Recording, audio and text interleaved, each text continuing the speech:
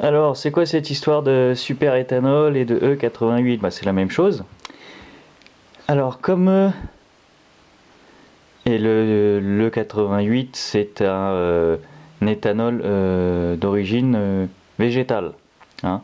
Donc, ce que je veux dire là-dessus, c'est que le moteur d'une voiture, hop là, que je dessine absolument merveilleusement ici. Donc, il y a 4 pistons, tac, un ici, tac, un autre là, un autre ici, et le quatrième là. Donc les 4, ils sont pas positionnés au même endroit. Il y en a en bas et des en haut, sur le cycle. Et lorsque ça tourne,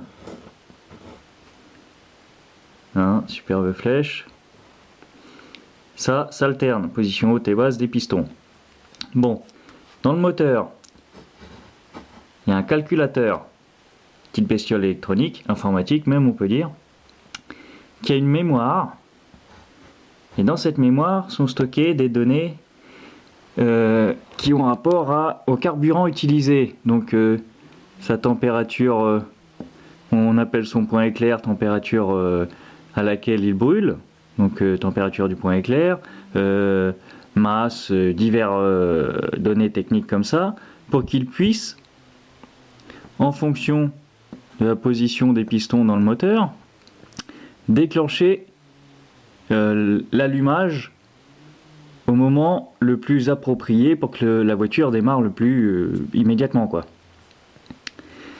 Donc, les voitures qui fonctionnent à comment ça s'appelle, à l'essence, au 95 ou au 98, dans la base de données du calculateur, il y a toutes les données physico-chimiques du 95 ou du 98.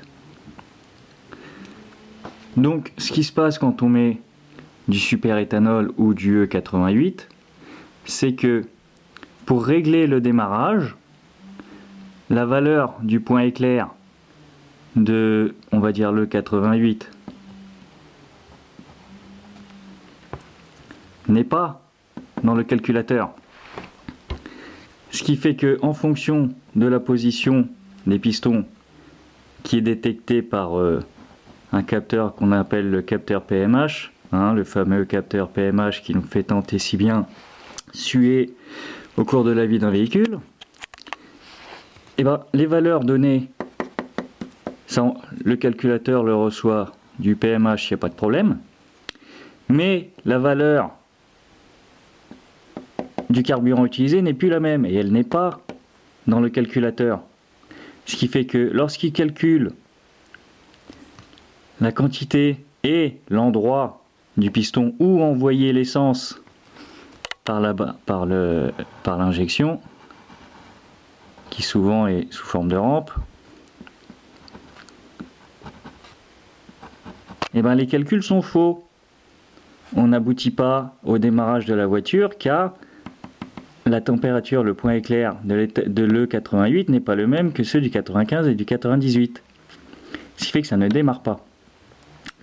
Donc, au bout d'un moment, on finit par y arriver, hein, c'est pas le problème. Il n'y a pas une si grande différence que ça reste du combustible quand même. Mais le temps que ça finisse par coup de chance prendre, on risque de vider la batterie. Ok ?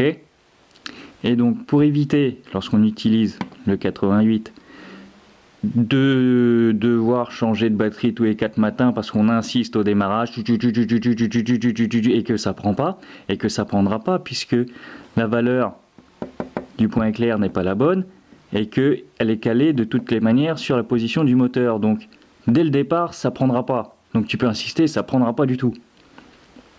Un coup de chance à un moment donné, mais ça prendra pas. Donc, tu vas vider ta batterie. Donc faire des économies sur le carburant pour devoir changer de batterie tous les 4 matins, c'est moyen, ou se faire dépanner aussi parce qu'on n'a plus de batterie, c'est du même acabit, c'est pas terrible. Donc pour ce faire, il y a une technique extrêmement simple qui consiste à arrêter, couper le contact à différents moments pour que augmenter la probabilité pour que le moteur soit bien positionné par rapport au point éclair du carburant. Donc on démarre, on le coupe, la position a changé. a changé. Et tout en continuant de démarrer, on injecte dans les chambres de compression un petit peu plus à chaque fois d'essence, qui fait que le taux d'inflammabilité dans la chambre de combustion augmente au fur et à mesure qu'on essaye de démarrer. Ce qui fait que en faisant varier et la position des pistons et en augmentant le taux d'essence dans les chambres, on augmente les chances que ça démarre. Ça reste aléatoire, mais ça prendra certainement plus vite que si on insiste dès le départ avec des données qui de toutes les manières sont fausses. T'as-tu comprendu? Bon, démonstration.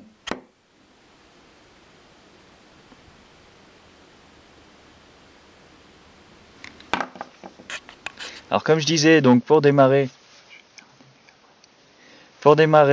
donc au super éthanol à l'E88, sans forcer sur la batterie parce que j'ai expliqué tout ça, tanana, le point éclair, la pression, tout ça, c'est pas le même.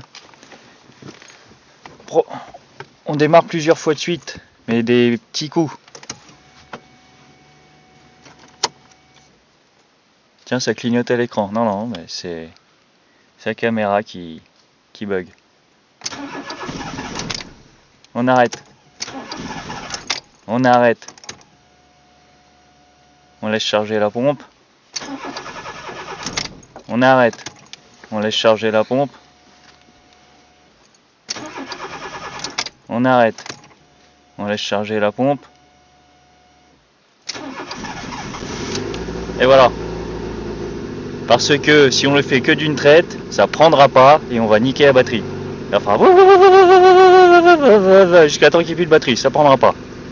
Il faut impérativement couper et reprendre pour que le point de démarrage soit pas le même, qu'on finisse par tomber dessus. Et voilà. Bon, bah à la prochaine.